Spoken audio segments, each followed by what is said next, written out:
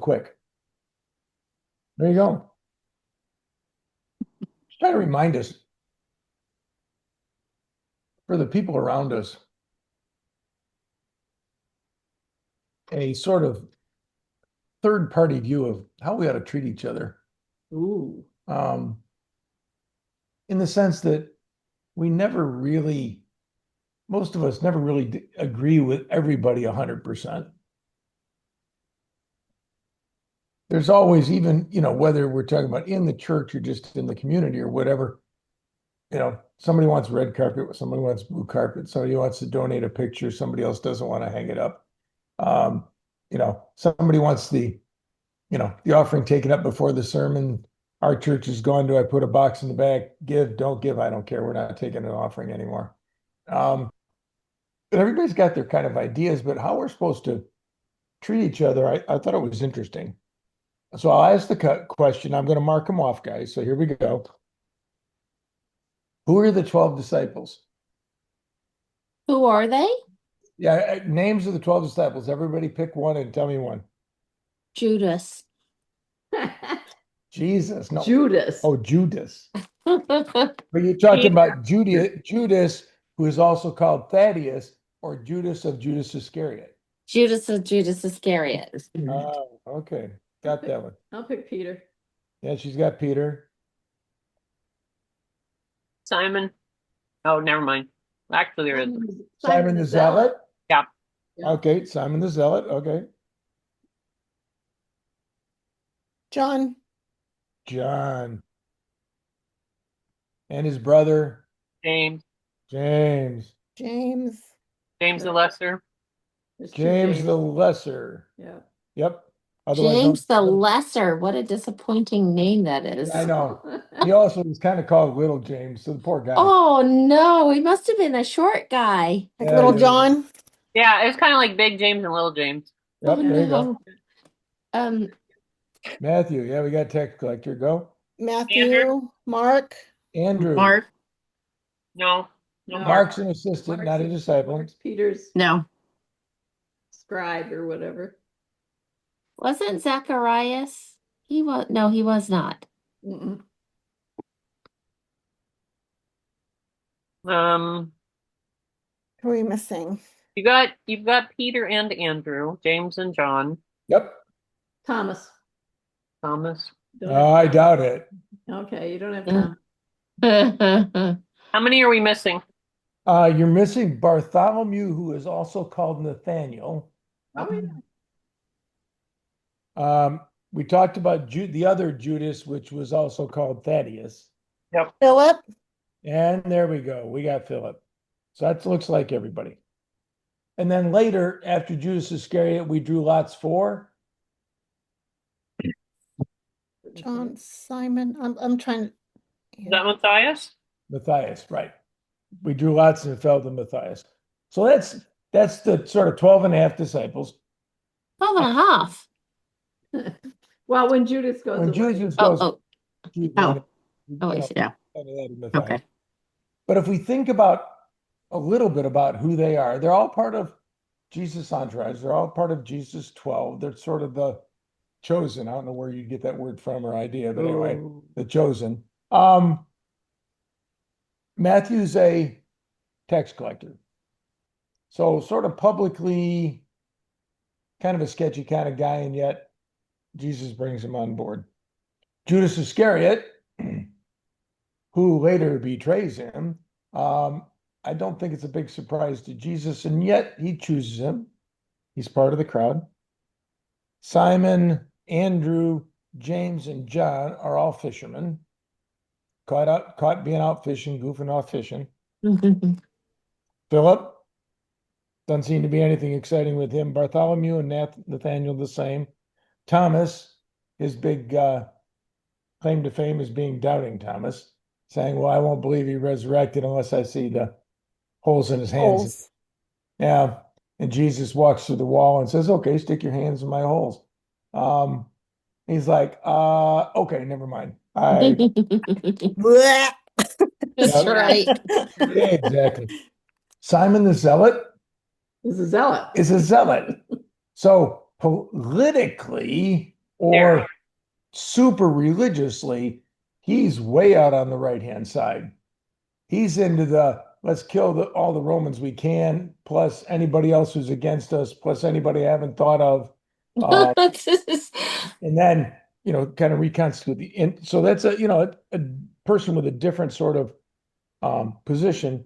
And then Matthias is he's one of the more 120, the 120 in the upper room. So Matthias is, if you will, a very serious hanger-on, and is around and through his ministry. So if you think about that and you say, okay, aside from somebody who wrote a book in the Bible and claimed to be the favorite, does Jesus actually claim in here that any one of these is the favorite? Nope. No. John seems to think he is. He is. He tries a few He- times. He does seem to pull Peter, James, and John for a number of activities. Right. Yes. And he seems to be there, but he claims to be the one who Christ loved. If it's like, okay, John, fine, And you're he the obviously picks Peter right. for an important role, Right. leader. Well, and all of these guys do things ministry-wise that are important. I mean, Thomas runs off to India. Mark, although he's not a disciple, he runs off to Egypt. Some of the others, the Bartholomews, go up into Asia Minor along with Paul when he finally comes around. But out of Jesus in his 12, even though we've got people that are kind of, not you would call the leadership in the current church and the head of the Sanhedrin or the high priest or he doesn't choose any of those guys. And he's got people like Mary Magdalene and a few other ladies following him around. But he seems to treat everybody pretty much equally. He seems to be pretty good about not letting anybody really off the hook. You've got James and John who say, well, can we just zap all the Samaritans when they kind of diss him from the party, and Jesus is like, no, that's not what we're doing. So one of our problems as humans is we all say we don't have favorites. And we especially say about our children, because our children are, which one of us is the favorite? And we always say, oh, no. We're parents. We don't have favorites. Depends on the day. No, you just tell every child they're the favorite. That's what I did. That's what I tell my brothers, or else I got beat up. So just tell them all secretly that you're my favorite. Uh-huh. But I didn't get beat up, just teased. exactly. But we as humans tend to have favorites. Teenage girls more than boys have cliques. Guys usually have, if they're on the football team or the baseball team or one of those, they've got a group. And it's hard for us to take on the underdog or the person who's slightly on the outside and befriend them. You think about some kid who comes new to the school and sits in the table in the lunchroom. They sit there a long time all by themselves. Very difficult to get a student to wander over and sit down and go, hi, my name's Bob. What's your name? You look like you're new around here. Can I help? Susie had one of those in Russia. She had one of her friends, basically on the first day was like, okay, I've been hearing for a week, we have this new student coming. I've been looking for you, to greet you, sit with you, all that kind of stuff. But that's more of a rarity.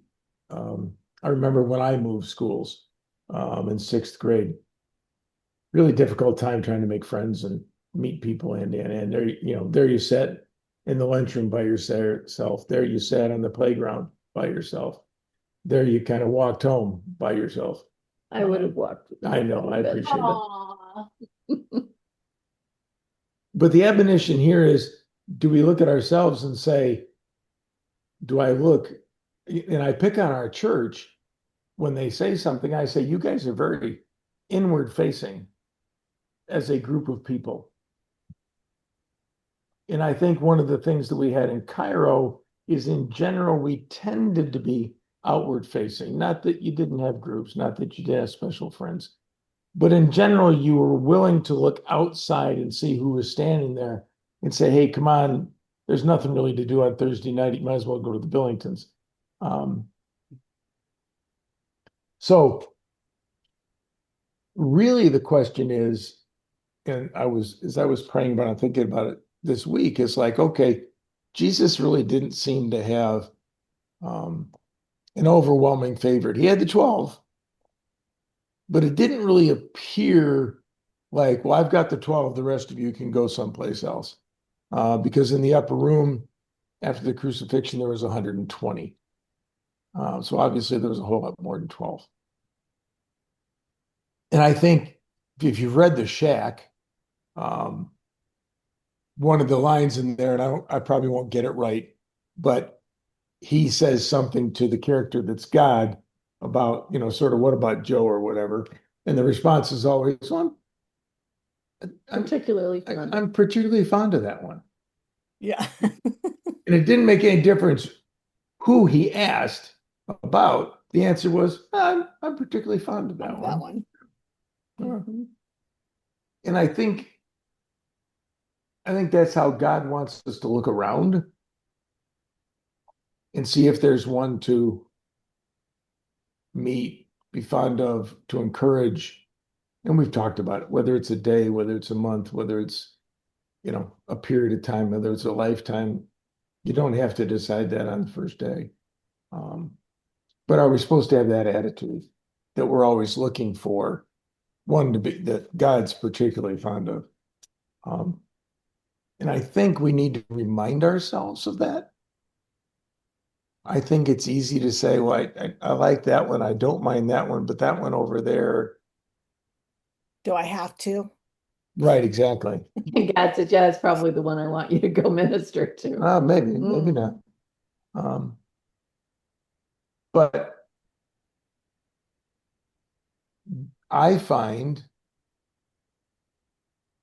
that to be a challenge. I'm introverted by nature. My information sharing scores are basically 0. How I do things, I'm a control freak, which means I like things done my way. As my mother would say, be reasonable, do it my way. So just naturally for me, it's a challenge to remember to constantly look outward, look for somebody, and at least say hi, at least shake their hand, at least introduce yourself. And then see, what God does. Because I think I'm seeing missing, and that was part of what was in my head this week. What I'm seeing missing is the lack of intentionality in that direction. We are all busy. And I like Robin's expression of, and Jesus walked around at about 3 miles an hour. Mhm. And Lisa drives much faster than that, I'm sure. Oh, she wouldn't be home yet. That's right, exactly. But I think what I see missing is that intentionality of, I have to stop doing something or put something else aside for a minute to intentionally engage someone else. I've been taking Mary Kay to church. And so I've been sitting, instead of going to one of the other classes, I've been sitting out in the foyer On Wednesday nights when I teach. on Wednesday nights when she teaches. And the number of people, and I'm just sitting there, I'm doing a Bible study or something else. And the number of people that say hi to me generically, just kind of wave at me, you can count on one hand. The number of people that actually walk over and intentionally shake my hand is very low, except for 1 or 2 that I know better than others. And when they say hi, I reach my hand out to shake their hand. So now they have to walk over and shake my hand because I'm holding my hand there. But they wouldn't otherwise.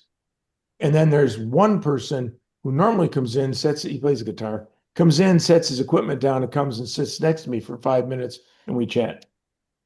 Out of everybody that's kind of in the hallway over that hour and a half period, going to class, from class, in Mary Kay's class, whatever, somewhere around one, maybe two. And to me, that speaks of a lack of intentionality. I'm being silly and sitting there for being intentional about looking at people, waving at people, nodding, whatever, just to see what they do. I'm being silly. I'm testing. And they're feeling. Yeah, well, but I think my challenge for us is can we be more intentional? Because I think Christ was intentional. And I don't, aside from what John says, I don't really think he had a favorite. I think that's really interesting that you should say that. I was at a show about I'm not going anywhere. Keep going. I was at a show not very long ago, like 6 months ago or something. And of course, I'm at my booth and I'm greeting people as they either come into my booth or even just as they walk by. I just greet people. And this one man walked by and he said, "You can do better than that." That's what he said. And I was like, "Excuse me?" And he was like, "Well, you can do better than that. Asking everybody, 'Hi, how are you?' isn't." Anyway, he was a little bit obnoxious. He was quite obnoxious, actually. But I think really it speaks to what you're saying, which is, that intentionality of having a conversation. Very often when you're saying, not that many people say hello to you, or not that many people do. Not that many people say hello to you, or not that many people stop, or not that many people shake your hand, or even less or even fewer people shake your hand. It is really that whole thing that I think is a part of our society. Even, and what that man was calling me out of, I've thought of quite frequently, because it's really when I say, "Hi, how are you? Nice to see you today," that doesn't actually, it must have come across to him as being disingenuous, because he was quite insulted. He seemed quite insulted by it, right? And I thought it was an interesting thing. And at the time, I thought, oh, he's a little wacko. You get wackos sometimes.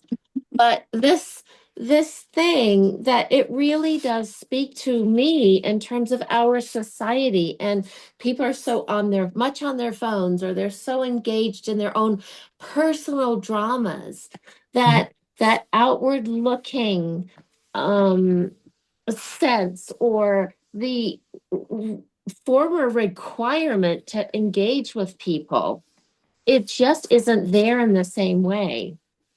And I just wanted to mention that I've also had that in personal encounter, and because it was so abrasive, my experience, it's made me look at that. So for the next few times, I didn't ask people how were they doing. I try to shake it up, and then I look at them intentionally and ask them,